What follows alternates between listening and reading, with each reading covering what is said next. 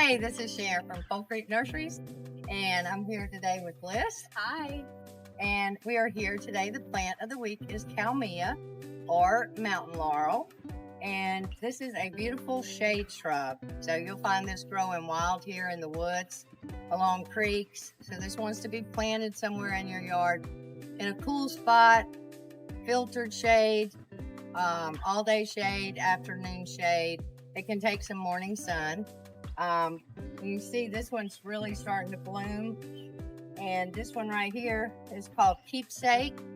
It gets about 5 foot by 5 foot, and I have two other ones. Bliss, what are these? This one here is Olympic Fire, and this one is Sarah. Both of these get about 4 by 4, and they just make a beautiful addition to your shade garden or out on the edge of your woods, wherever you want to put them in a nice cool spot. So come on down, we have several other varieties you can choose from.